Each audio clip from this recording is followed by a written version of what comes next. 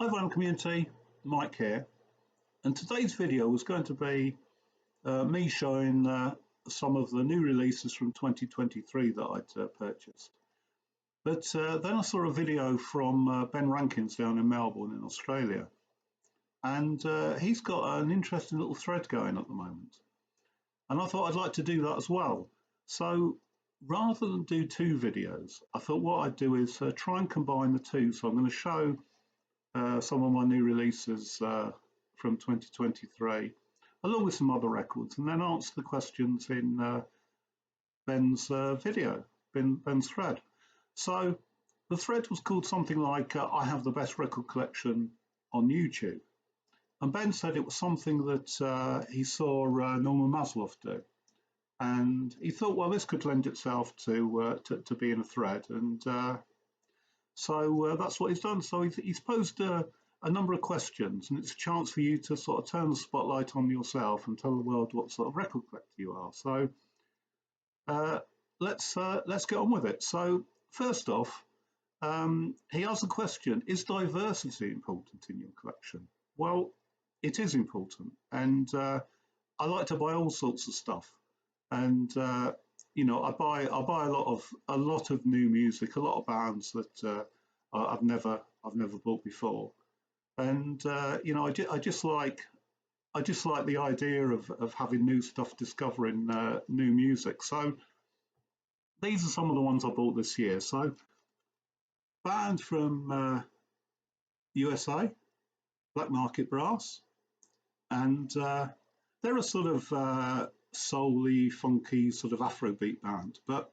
the hype sticker on here says a heroic dose of hallucinatory Afro psych. Well, if you see a label like that on an album, how can you not buy it, eh? And there you go. So this is, you know, exactly what it says on the label. It's a fantastic album, and I was really pleased I picked that up. So next off, an album that quite a few people have shown on the VC this year, and it's in quite a few best ofs that I've seen. And this is Slow Dive, and this is their first album for quite some time, and it's called Everything Is Alive. It's a lovely bit of shoegaze, and you know, I'm really pleased to have that in my collection. Next up, the mighty Goat from Sweden.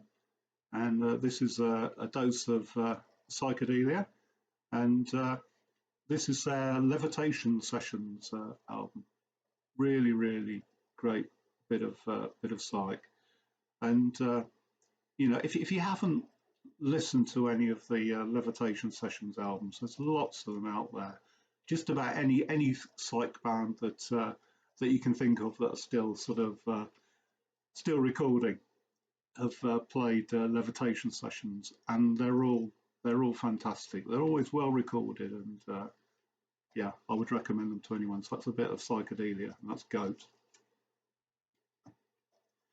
Now a bit of English folk, and this is the Smoke Fairies, and this is their sixth album, I think, and it's called Carried in Sound. And they're a duo from Chichester in Sussex, and they're called Jessica Davis and Catherine Blaney. And it's really nice folk music. And again, I would recommend the Folk Fairies to anybody that loves a bit of English folk music. Now, another album that has turned up quite a lot on best of lists, particularly for people in the UK, and this is Squid and Oh Monolith. And I think Mike PC31 said he'd heard them described as being a prog punk band, or punk prog, something like that.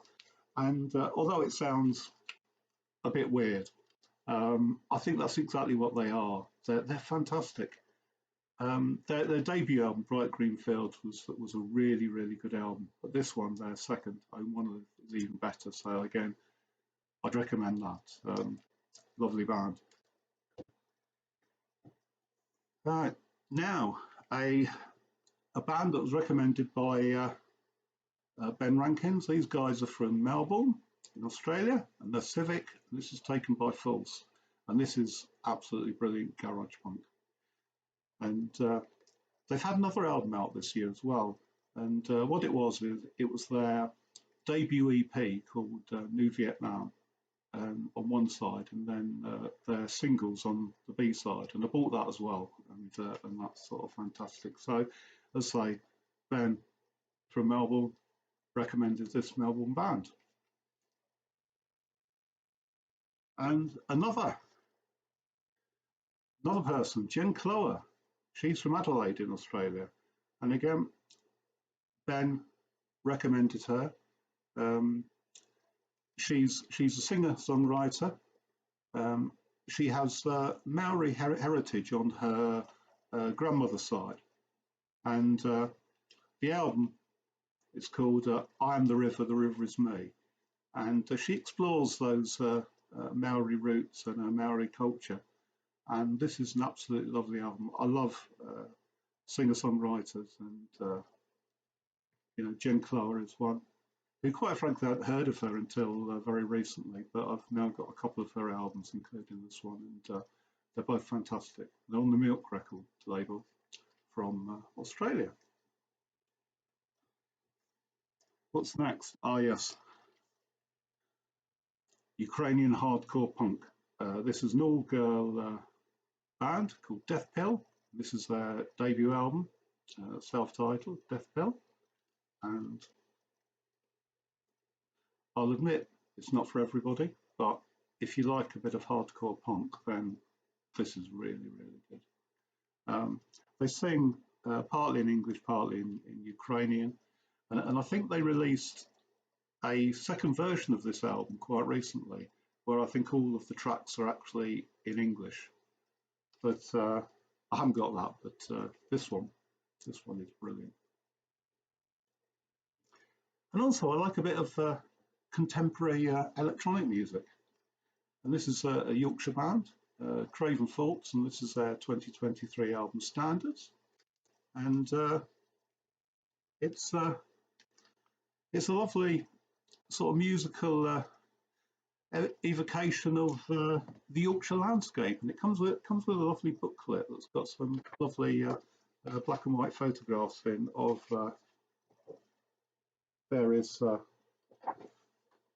places in Yorkshire and the Yorkshire countryside, and again, I love Craven Faults, lovely contemporary electronic music, and this is their album.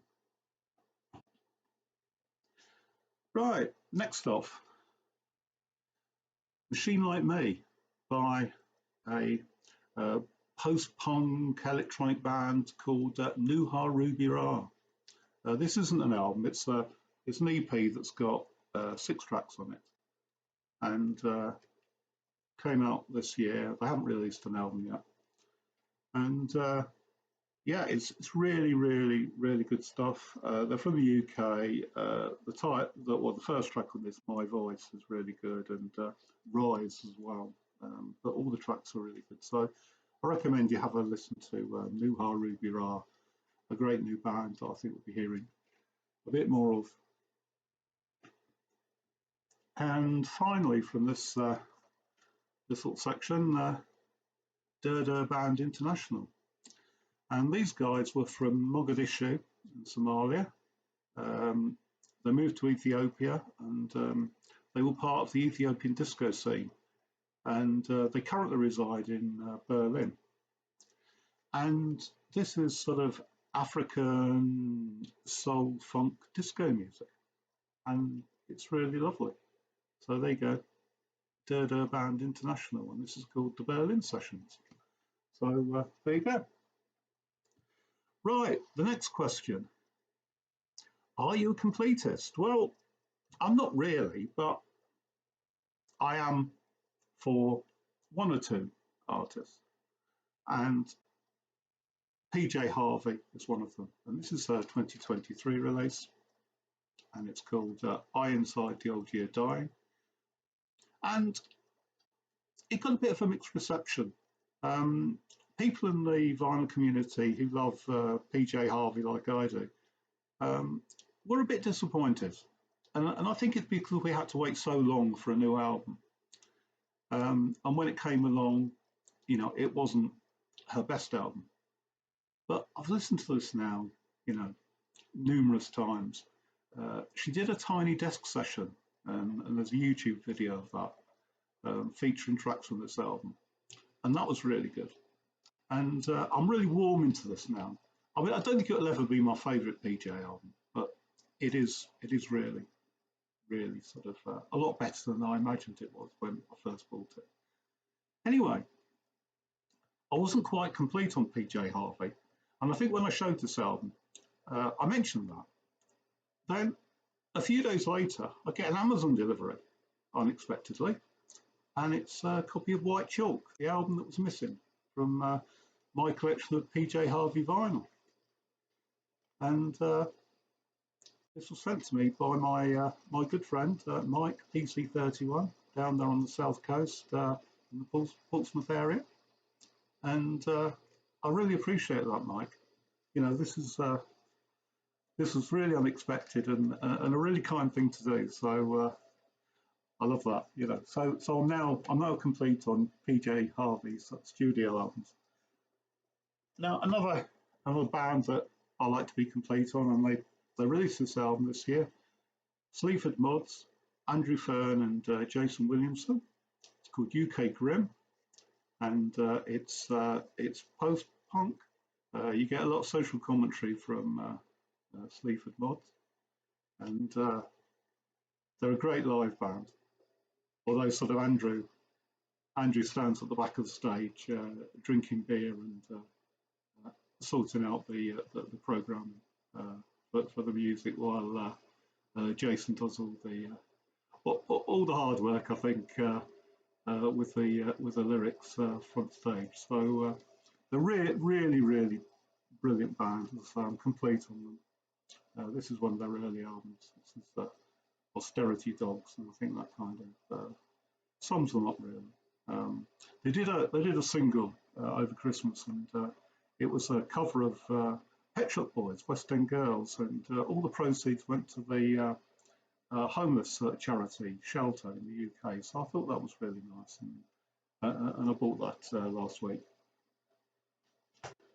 Right. So another question from Ben. Do you buy music in more than one format? Well, not really. I do have CDs and vinyl of the same album. So a lot of the albums I had in up to the 90s, when I started buying CDs, I bought the CDs of albums I already had, and then when I started buying vinyl again, I bought some of the vinyl from the CDs that I bought in the 90s and the early 2000s. But generally, I'm just content to have music in one format, and my preferred format is vinyl. Next off, do I want all the classics, or do I prefer stuff that nobody else has? Well, if I had to go one way or the other, it would be the music that nobody else has. I just like buying stuff that's a bit different, and quite often the stuff I buy is stuff that I don't have any of. So lots of new artists. I think I've probably got a single album by quite a few artists, and yeah, that's what I go for. I'm not really that bothered about buying all the classic albums. Next off, is having OGs important to you? Again, it's not really important. If I see a really nice OG at a record fair or whatever, and it's at a reasonable price, then I'll pick that up in preference to a reissue. But really, I prefer to get a record that sounds good, and I'm not really bothered whether it's an OG or whether it's a recent release. So that's the answer to that one. Is the size of your collection important? I'm not obsessed by sort of like growing a sort of mammoth collection of vinyl, but one thing I would say is that vinyl does take up quite a lot of space, and I'm finding increasingly that I'm needing to sort of move stuff out of the way in order to accommodate my vinyl.